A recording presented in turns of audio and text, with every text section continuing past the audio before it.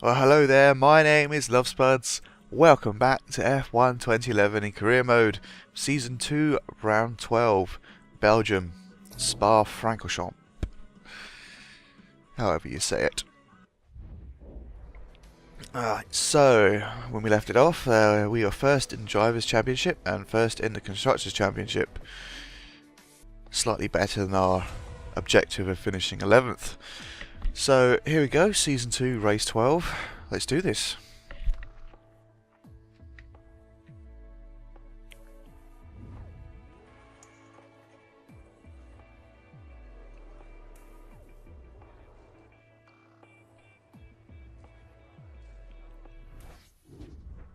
Right, so here we go. So look at the old laptop for the race information. So basically they want me to qualify on pole and win the race. And for practice there is light cloud, qualifying light rain, and a race is light cloud. So that should be interesting. I really don't do well at Spa in the wet in terms of qualifying. The other cars are just so much faster all the time. Oh, and look, it's raining. Practice. But you won't really see it raining because my practice lap was at the end of the session, I think. Yep, with like 1 minute 47 seconds to go, I start my 7th lap of the session on the option tyres because the track has sufficiently dried up enough to me to use them, and I'm languishing down in 16th. It's not a brilliant start, but I can't expect too much when my straight line speed isn't quite as good as the others.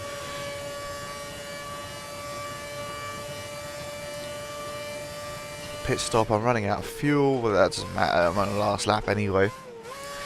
So I'm 2/10 down on Vettel's time. Okay, that's kind of acceptable. Now, don't take these corners too badly, but I just hemorrhage a lot of time going around them.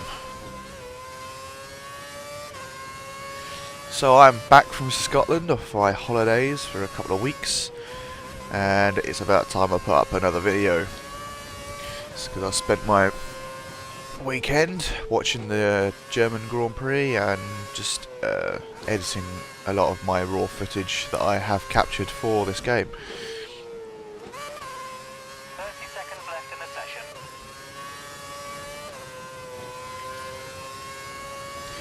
And amazingly, Scotland was sunny. So I'm 1.3 seconds down on Vettel, 8/10 up on my best time, so that's a slight improvement. And no, I'm not joking, Scotland was actually sunny. I took the sun with me, and then down south, where I live, it was all wet, so I was quite happy with that. So, going across the line, a 1:45.9. Engineer thinks I can get the time down even though the session's finished. So, 14th. Okay, it's okay, it's not great. Doesn't fill me with a lot of confidence that I can get up to the pole position. But both the Williamses down in 13th and 14th. Barrichello doing his usual out of the points positions rubbish. So you see it's raining again for qualifying. But again, it's one of those sessions that sort of dries off towards the end of it. So I'm taking a bit of a risk here, because I'm down in 23rd, got 4 minutes left in the qualifying session.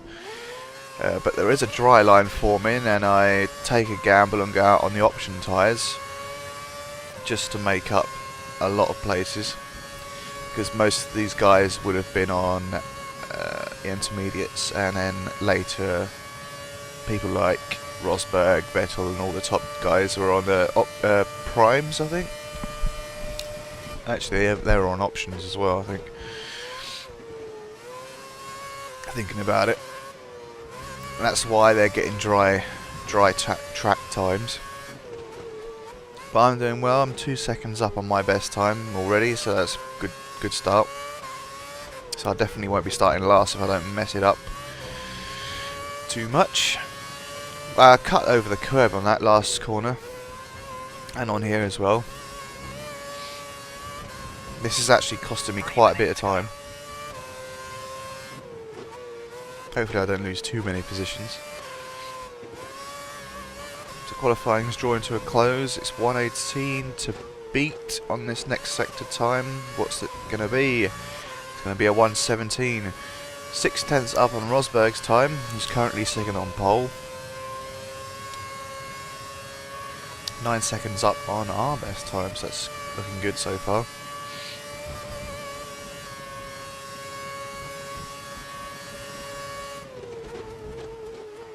Coming around a corner, I didn't use DRS for some of that, so that's cost me a bit of time as well. Now I'm using DRS. That's a really strong time. Nice lap. And just as I crossed the line, Place on the grid. Brilliant. That puts us in a really good position for the race. I'm 2/10 behind Vettel for second place.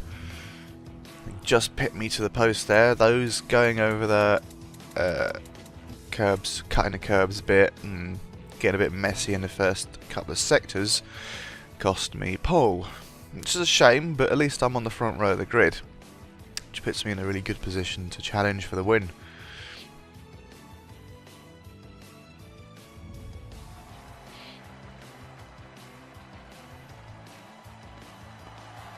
If anyone knows how that XP is calculated, let me know, because it just looks like random numbers to me.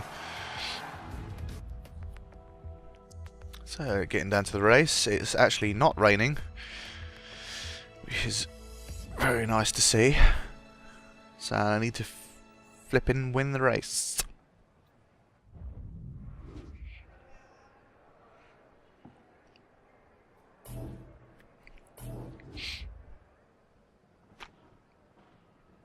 All complete. We're ready. Lovely. So you should be ready.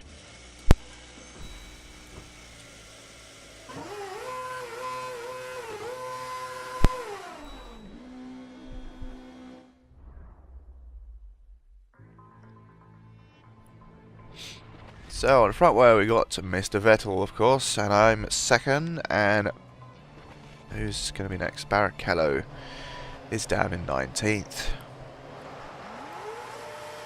So lights coming on, we're getting ready, building up the revs, and we're off. Up to fuel mixture rich straight away, to try and get away and build a gap. Going for the outside on the hairpin, cutting in, slotting in behind Weber? Vettel. Going down the straight, trying to sort of get in his slipstream, going up to Eau Rouge, trying to go on that side, no room, but go on the other side, go on the outside, at the top of Eau Rouge. And getting past Vettel mostly cleanly. There was no real contact going on there. Didn't go off the track. But I am now. Goes straight off and Vettel gets the position back. Kobayashi is having a look behind. Let's sail back into third there. Might make a mistake. Just hanging on. And at this point Vettel's probably going to stream away a little bit. Especially how I've taken those corners.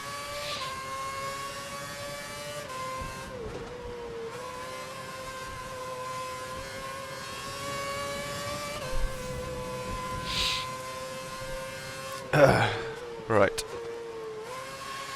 Yeah, going slightly wide on that corner.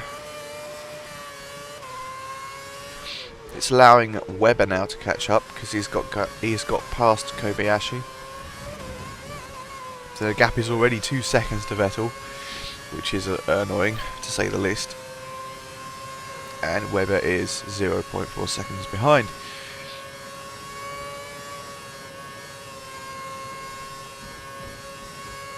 So apparently in F1 2012, the AI cars will no longer use traction control, or basically the equivalent or whatever, because it does seem they are getting a lot of grip when my traction control is off. They seem to be at quite an advantage, especially when it's like qualifying was, when it's pouring in practice, where it's pouring down with rain.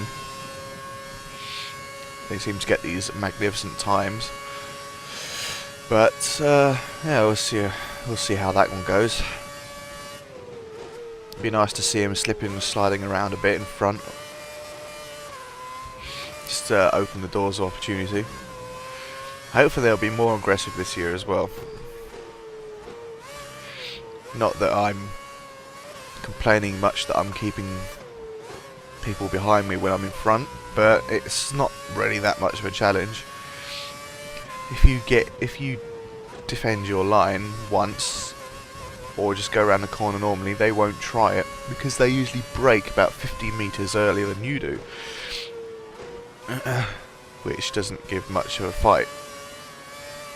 I mean, unless you mess up the corner, you're not going to really let them through. If you do things like I just did then, they can come up on the inside, but if you take the corner normally, they won't even try anything. So you got Webber coming up on that side, just blocks him off a little bit, which I think was perfectly acceptable there. Coming down to the bus stop, I haven't been taking this corner very well at all.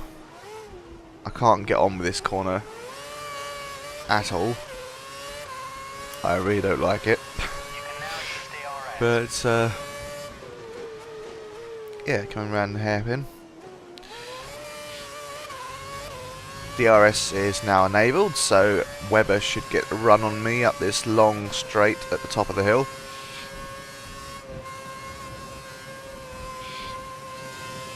Taking Eau Rouge better than I did last year, I think. I think I've added slightly more downforce, as someone suggested to me at the time. After my first year, season 1 of Spa went out. I got told I was taking it too slow, and indeed I was. So I've sort of found a setup to use, which sort of affected me on the straight line speed, but it has allowed me to take that a lot quicker than I have been doing, which is nice. Oh, going off wide again. Webber is up my bottom again, just waiting for me to make another mistake.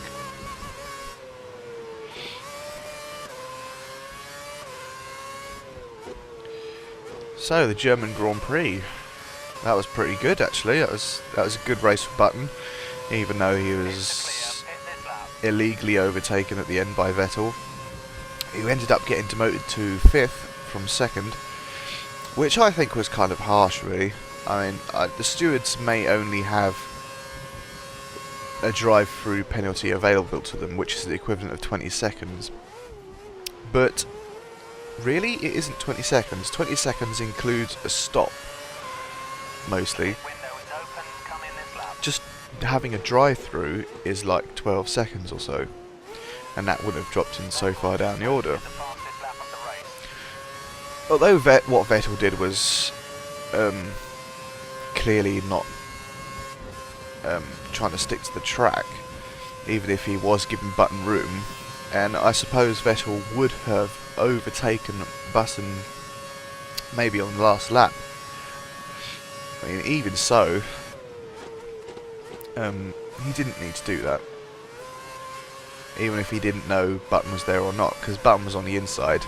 He may have given enough room, but the way he done it, it looks like he was just not bothered about going out on the outside of the track and then taking the position. And that's what contributed to the stewards saying, "Oh, that's not good, Seb.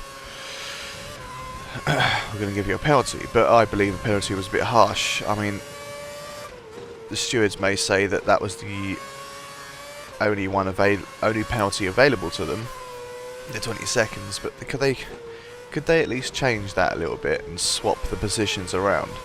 Because so Vettel drove well. I mean, he didn't deserve to go down to 5th. I mean, he deserved to be demoted to 3rd, but not all the way down to 5th. But either way, that's how it goes. The steward's word is final as we go for our pit stop on lap 4.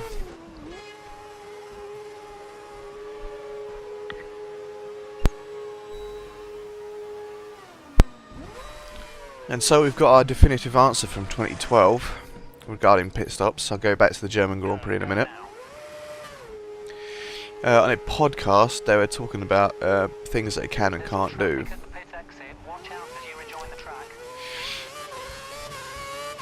As the bloke said in the podcast being interviewed, it's one of the guys from Codemasters who are developing the game, and he said there are limits to what they can do, not because of they can't do it. Oh, engine's gone. Vettel's out. That threw me off a little bit, but Vettel is out. So all I need to do now is keep up the pace, and hopefully after the pit stop phases I'll be out in first. What a turn off the books that is. Vettel is out. But yeah, as I say, yeah, Codemasters are limited. It's not that they can't do things like give you control in the pit stops and put more damage on the car when you crash. It's the fact that they're actually bound in a sort of contract not to do those sorts of things by Formula 1 management, which is typical, because they're not allowed to show the cockpit area, which is a safe haven for the driver. They're not allowed to show that damaged in any way. Plus, they're not allowed to give you control in the pit lane for like manual stops and that, because they're not allowed to be in a situation where you can run people over. I mean, the best they can do is what they did in 2010, where you actually control where you stop in the pit box, and sometimes you can overrun it and hit the front jackman, but you can't do anything more than that. You'll never be able, I very much doubt you'll ever be able to control the steering in the pit lane. Not unless you have some sort of mod on the PC or something which can somehow do that.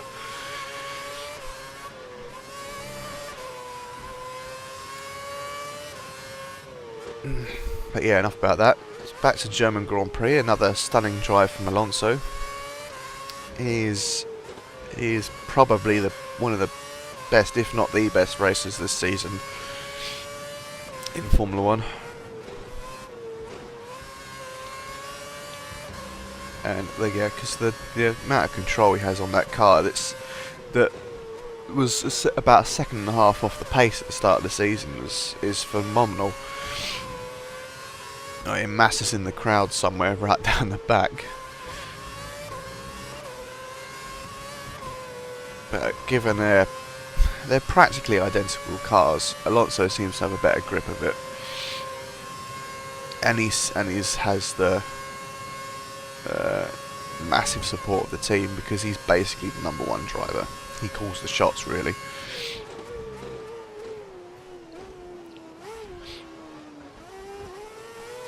But yeah, a masterful drive from Alonso. He didn't seem to have any problems throughout the whole race. He's calm, cool and collected. Just an excellent drive, and Button did it very well to come up from 6th, I think it was. I think it was 6th, and then he came up to 2nd, caught up the guys in 1st and 2nd, and managed to get himself up there with the help, with the sort of help of Lewis Hamilton, trying to unlap himself in his 100th Grand Prix. Ends up with a tyre punch on the second lap, and ended up down in 18th. He got lapped by the leaders, and then he tried to unlap himself, but only managed to get past Vettel, which Vettel thought he was stupid for. but he is perfectly entitled to do. He's entitled to unlap himself. But to be honest, it just shows the raw pace of the McLaren. If they had a chance, McLaren could have won quite easily, and have Hamilton up with their button as well. Maybe Hamilton could have done the win eventually. Because again, the McLaren tyres have just gone off a bit too early to make a real challenge at the end of the race. But yeah, it was an interesting race. It was pretty fun.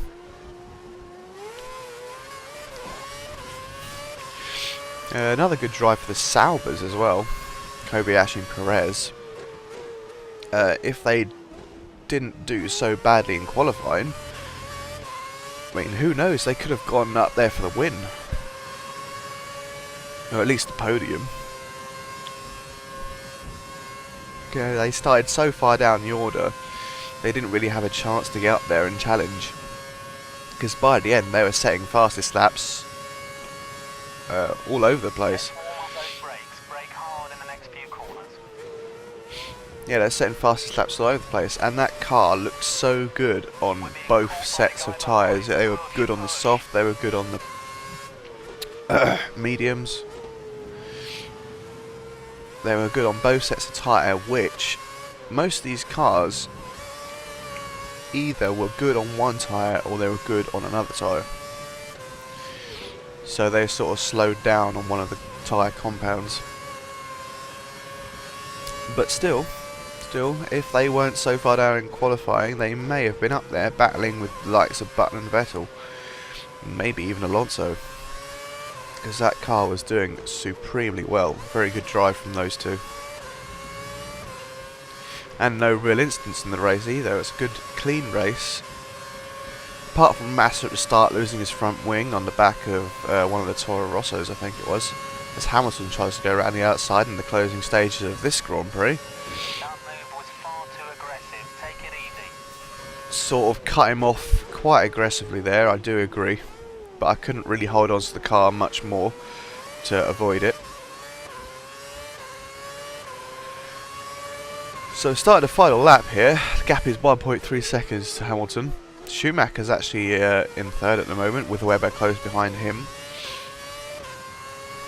So you can see on the map, the top few cars are actually quite bunched together. Perez has just posted the fastest lap so far. And as we were talking about Saubers, Perez sets the fastest lap. Lovely jubbly. Okay, so just checking my tyres. Flip it. That was a bad move. I shouldn't have flicked the fuel mixture down so late coming towards that corner, which made me overshoot it quite wildly. But amazingly, he didn't get a corner cutting penalty. So probably because I slowed down quite a bit. So Schumacher's actually moved up to second now. Hamilton's down in third, probably because he got wound up by the move I pulled on him. But coming round sector 2 for the last time. These lovely little two corners here, which always catch me out of it. Oh, Schumacher! Schumacher, what are you doing? I've got the inside line. Looks like I'm going to take it back. And so I do. Schumacher nearly getting the win there. It's all not over yet. Not over yet. Top 3 separated by half a second or so. Come around to the final 2 corners, the bus stop. Just need to hold it on, not make it do anything stupid. Keep it on the line. I'll keep it on the road, should I say. And come across the line to win the race. Spa is always a tough circuit. I never expected to win, and I wouldn't have won if Vettel didn't blow his engine up. What a great win, you deserve that. Good job. So we didn't meet our qualifying objective, but we certainly met our race objective. So it's there's damn, Brosio is up to 7th again after the showing he had in Hungary. Barrichello down in 17th, only moved up 2 positions. Another disappointing race. Vettel's the only one who did not finish, with his engine exploding though, or doing whatever it was doing. And so the Drivers' Championship remains practically unchanged. Spuds is on top with 263, Webb is following behind with 156. Williams has extended the lead slightly to from Red Bull by about 20 points or so, or just under, or yeah, just over. McLaren's in third. Ferrari are down the order, not doing too well. Yep. Another Parc Ferme celebration. I really wish they would add podium celebrations. I think it would look much cooler than this stuff. Unfortunately, podium's not in 2012, which is a shame. And I've one criticism about most of the trophies that are in the real world. Why are they all got the Santander logo? That's not on. Looks stupid.